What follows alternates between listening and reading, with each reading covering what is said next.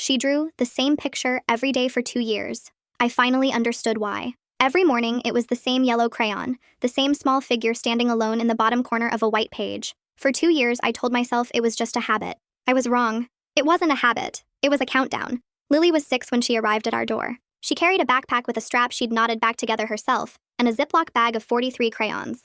Every color was in the bag except yellow. That one she kept in her shirt pocket, pressed against her heart like a secret. My husband, James, and I had fostered before. We thought we knew the signs of trauma, but Lily didn't cry. She didn't scream. She just drew. Every single morning, she'd sit at the kitchen table, pull out that yellow stub, and draw that lonely figure. Then she'd fold it carefully and slide it under her mattress. We never asked why. We just kept the paper stocked and the house quiet. She would flinch if a door slammed. She ate every meal in under 4 minutes, her eyes darting toward the kitchen door as if someone might take her plate away. When James laughed too loudly at the TV, she'd go perfectly still, the way a small animal freezes when it isn't sure if it's safe yet. 11 months in, the phone rang. It was her teacher. Lily had drawn the picture at school, but this time there were 2 more figures standing next to the small one.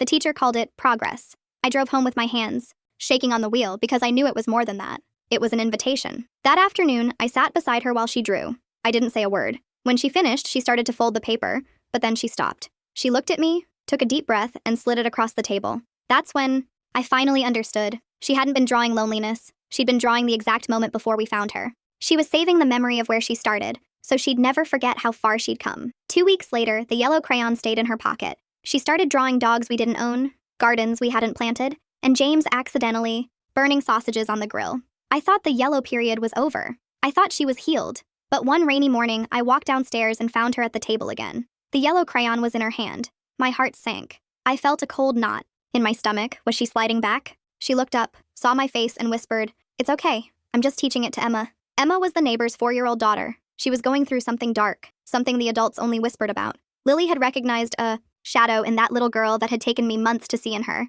Now, that yellow crayon is nothing but a tiny stub she refuses to throw away. It lives in a small clay jar on our kitchen windowsill, right next to a drawing of our house. In that drawing, there are 2 big figures, one small one, and in the far corner, a tiny 4th figure, just arriving. Sometimes people ask me what finally helped Lily heal. The truth is, she never stopped drawing that picture. She just realized she had enough yellow left to pull someone else into the light. If Lily's story stayed with you, there are more where this came from. Subscribe to SoulScroll for new stories.